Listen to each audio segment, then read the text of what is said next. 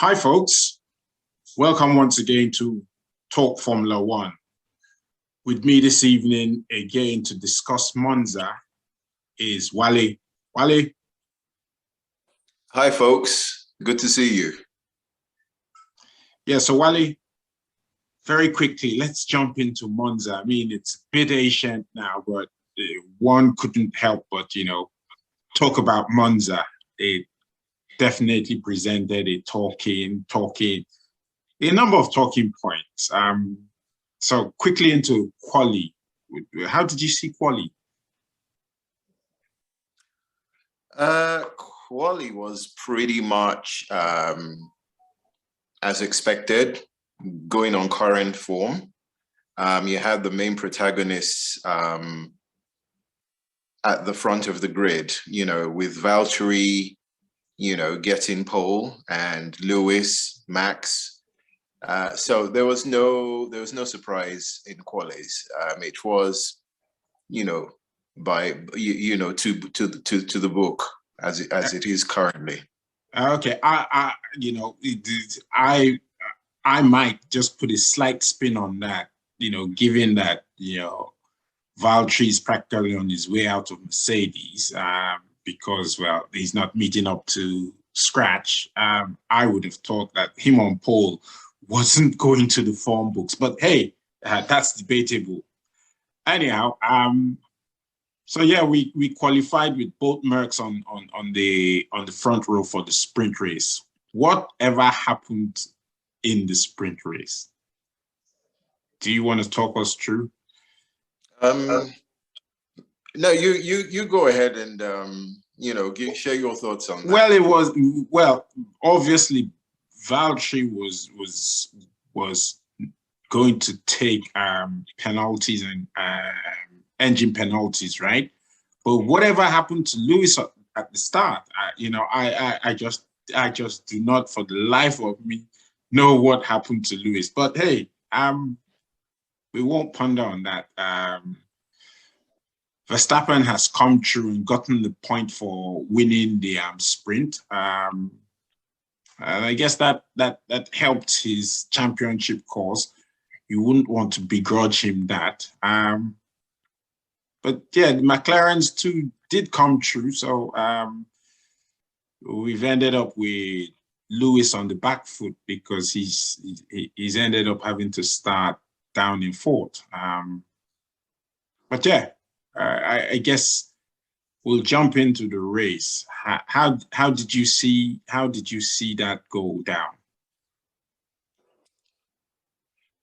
The race was looking at the start of the race. It was interesting because you had a McLaren and a Red Bull on the front, but not who you expected to have on the front. Yeah, we had Perez and we had Ricardo. Yeah. In terms of the current order of things, I think that was a great mix to change things up a little bit. Looking at Max and looking at Lewis, who are the two title contenders this season, starting fourth and starting third, I think it was good. I did say something some time ago about Lewis's starts from pole. It's not something that I'm too comfortable with. I haven't been very comfortable with it for a while. So it was good that you had, the middle tier teams, i.e. McLaren, who are really stepping things up on pole, and you had Perez as well, who you would have expected to probably be on the second row, on the first row.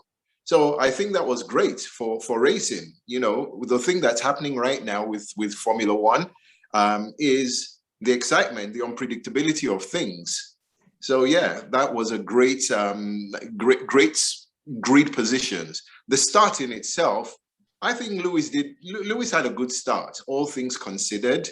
But the winner of the start, I think, was Ricardo. Ricardo nailed his start. Even though Perez was on pole, Ricardo started brilliantly and took the P1 from Perez. So yeah, great start. Your thoughts? Well, I'd mirror that, except I'd also add to the fact that the Ferraris seem to have made places at the start as well, because you then did have Leclerc and Sainz in the mix.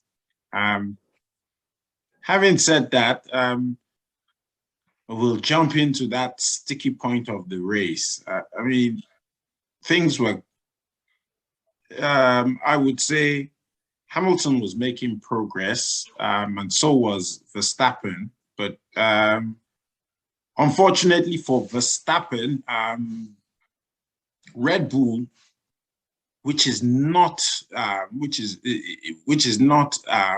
to be expected from them, had a disastrous pit stop for Verstappen. They think they must have gone on for 11 plus seconds, and so technically it threw the advantage to Lewis, who himself didn't have a fantastic pit stop, but considering it was a sub 5-second pit stop, I mean, that's a clear 6 seconds over Verstappen. And so, you knew that Verstappen was on the back foot. However, as the events would transpire, because I'm going back to the earlier part of the race where into the same corner, Lewis practically was in a position to go past Max, but actually backed off because, practically ran out of room, and, he's had to take the escape channel. So, further down the line, his exit from the pit, coming out behind Ricardo and, well, more importantly, in front of Max. I would have expected, Max, knowing what the situation was, to have been a lot more sensible at the chicane. Unfortunately, the rest is history. What did you think? I would backtrack a little bit from that and take the race from the first chicane. Yes. One thing that came apparent very quickly was tire choices. Lewis, I believe, started on the hard compound, and Max was on the medium, if I remember correctly. And the gamble was that the medium was going to be a better performing tire. As it transpired, the hard compound worked very well for Lewis. So to start with, I think Lewis was on a good start. Call it luck, call it calculated. Maybe they knew something about the hard compound, but that played to their advantage, in my opinion. Before we get to the pit stops and the big events of that race, there were a few occasions, like you rightly said, Lewis, I don't know that Lewis had Max had the racing line, and Lewis, I believe, did the right thing, which was back out and allowed Max go through, which I thought was the wise thing to do. Early days in the race, right? Yeah. You've got over 50 laps to make your moves, whether it's via the pits, whether it's just pure racing, whatever it was. Lewis had the vision and the maturity to back out. Now, fast forward to the pit stops. Fine. Lewis, Max went in And Red Bull, like you rightly said, completely messed up Max's pit stop. And from that point, I believe Max was on the back foot. Now, Lewis, on the exit of the pit, when Max had, when Lewis went in, Lewis came out just ahead of Max. Lewis had exactly the same situation that had transpired at the beginning of the race when things were the other way around. Now, whether or not we can't call what was going through Max's head, but I recall in the pits, Max had expressed his dissatisfaction. You could hear from the tone that, he was exasperated and he was perhaps frustrated. And I saw the eventual crash as an almost throwing the toys out of the pram. I saw that as Max, I'm just going to do this. He could easily have taken the escape route. But for whatever reason, he knew as clear as anyone who was watching that race, there was no room for him to make that bend. Lewis had the racing line. Lewis was ahead of him, and Max refused to back out. So for me, I thought it was actually a very, I don't want to say, I think it was a very bad move on Max's part. Now, that's open to debate. Well, if I was going to say anything, as much as I've always tried to be open-minded about stuff, I believe it was calculated on from Max's perspective. And I'll tell you why I'm saying this. I think most people in Formula One game realize that certain tracks are best suited to certain manufacturers. I think Max realized that Monza was one of those circuits where the Mercedes had the edge over them. And I mean, I might be saying stuff that's far-fetched, but I believe he felt, well, rather than let Mercedes beat me here and, pile on a few more points, I might as well just neutralize this circuit, which is in favor of their car. I mean, maybe this is a far-fetched theory on my part, but, his actions would somehow point to that, because I just could not see any reason why. I mean, I hear what you're saying, frustration from a bad pit stop and all whatnot, but I mean, come on. What he did was reckless, dangerous, and, it should just not be encouraged, full stop. I totally agree. I mean, on paper, whilst we say Monza was suited to the Silver Arrows, in the actual race, because I watched, for example, when you look at what happened with how long it took Bottas to overtake, it's debatable that on race day, in race mode, you don't know what's going to happen. Yes, on paper, a team or a car might look like, yes, this is their track, this is their race. But on the day, depending on the conditions, depending on choices, depending on strategy, anything can happen.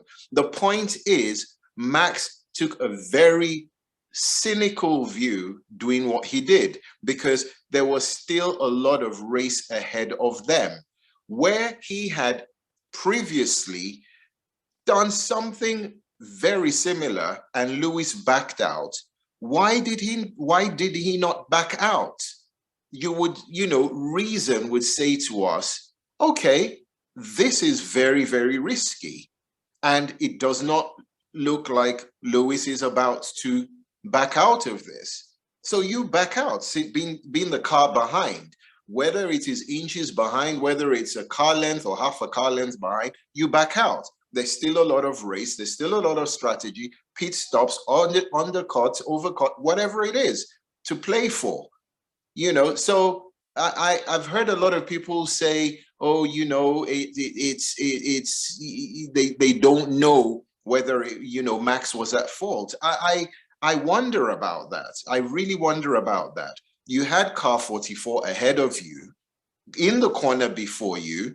He took the racing line, had every right to take the racing line, and yet you literally pushed him off and went, you know, it's a good, thank God for the halo, right?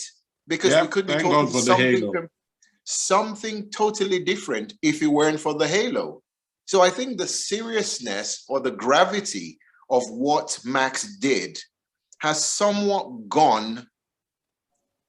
He's gotten away lightly, in my opinion. Max got away lightly with this. And, you know, we can say Lewis got away by virtue of the fact that the halo saved him. So, hey, that's my view on that. Well, but going back to the rest of the race, it was great because it opened up opportunities for other people. And we've ended up with a McLaren 1 and 2. With a McLaren 1 and 2, which was, how long ago did we see that? I mean, we're talking. I think you need to go back a couple of years. I think the last time 1 and 2 was in, I don't want to quote wrongly, but I think it was in 2011 was the last time they had a 1 and 2. Absolutely. I might even be wrong on that, but it was that far back. So yeah, it was great to see 1-2 from them. Unfortunately, Perez could have been on the podium. I think what he did was a bit silly, to say the least, because he could have very easily given back the place and, you know, retaken the Ferrari. I wouldn't understand what he did, but subsequently he's ended up with a 5-second penalty, and we know what that did to his chances of being on the podium. But but all in all, it was still an exciting race. You know, rule out the Hamilton incidents, Verstappen incident. But yeah, I would expect, you know, a lot more in the next few races, because we're getting the other teams, you know, contributing. It's no longer the Mercedes Red Bull show. It's not. It's absolutely not. We definitely have Ferrari contributing, and more so McLaren actually, you know, saying, hey, we're at this party too, you know. McLaren is definitely in the mix. Absolutely. Let's not forget, Dele, let's not forget Bottas. From the back, Bottas drove a very great, he drove a brilliant race as well. We could look at it and say, why is he driving this now? You know, he's on his way out. What's happening? Perhaps the pressure is off. Who knows? But he's definitely, you know, I would say the pressure is off. But more importantly, you've got to market yourself any which way. And right now, he has nothing to lose. So, you know, no. But okay, yes, he got a bit lucky with Perez, you know, making his error, but he still drove a great race. Even if he had placed fourth, it would have still been a great race. Still been a good, definitely. Definitely. So hats off to Bottas. I hope he can. I really hope he can take, you know, all his experience to his new team, and we can see hopefully see them challenging as well, or, you know, being in the mix. Yeah, well, I guess we can go on for ages, but Wally, I suppose we'll have to wrap it up here today. And look forward to the race weekend that we have coming up this weekend. Yeah. Any closing thoughts on your part? I just look forward to this season. This season has not been this exciting for quite a few years. So as we said in the last outing, Formula One is back, and Formula One is back with a bang. The winners, apart from whoever takes podium, the real winners are the fans right now. So keep it locked. And we look forward to the last, what, 7 races of the season. I'm sure it's going to be even more exciting. I really believe it's going to be more exciting. So look forward to seeing you guys again soon. And yeah, let's keep it going. All right then, folks. So till we see you again here on Talk Formula One, keep it locked here, and it's bye from me, Wale. Bye, guys. See you soon. Have a great week.